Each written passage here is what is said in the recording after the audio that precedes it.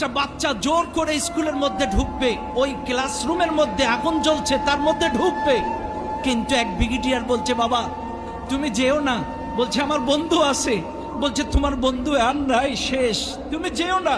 কিন্তু ছেলেটা শুনছে না, ছেলেটা কিন্তু সুস্থ, বাইরে আগে থেকে চলে এসছে, কিন্তু ওর বন্ধু স্কুলের ভেতরে। ও বলছে না আমি যাব, দৌড়ে গেছে ওর কাছে, যে ওর বন্ধুকে বাইরে নিয়ে এসছে। ওর বন্ধু বাইরে আসার পর যখন মারা গেছে, তখন ব্রিগেডিয়ার বলতেছে বাবা আমি বললাম না তোমার বন্ধু আর নেই? যখন বলছে স্যার আমি গেছিলাম যখন স্কুলের ভেতরে, আমার বন্ধু বেঁচে ছিল, আমার বন্ধু আমাকে দেখে মুস্কি হাসি দিয়ে বলছে বন্ধু আমার বিশ্বাস ছিল তুই আসবি, আমার বিশ্বাস ছিল তুই আসবি। এরপরে আমি যখন ওকে বাইরে বের করতে গেছি তখন আমার বন্ধু মারা গেছে।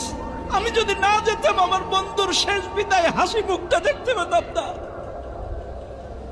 আমি যদি না যেতাম আমার শেষ বিদায়টা দেখতে পেতাম না। এমন অসংখ্য দৃশ্য এই মাইলস্টোন স্কুলে ঘটেছে। সুপ্রিয় উপস্থিতি, এই জন্য আপনাদেরকেও বলবো বন্ধুত্বের ক্ষেত্রে সৎসঙ্গে স্বর্গবাস, অসৎসঙ্গে নরকবাস। আপনারা এখানে যারা আছেন অবশ্যই আপনার বন্ধু নির্বাচনের ক্ষেত্রে সৎ বন্ধু নির্বাচন করবেন, আল্লাহওয়ালা, নামাজি, কোরআনওয়ালা, ইসলামওয়ালা বন্ধু নির্বাচন করবেন।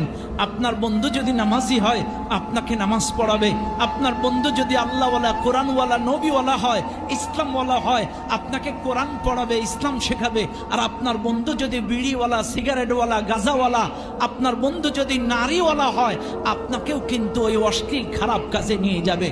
এই জন্য বন্ধুর মতো বন্ধু নির্বাচন করবেন।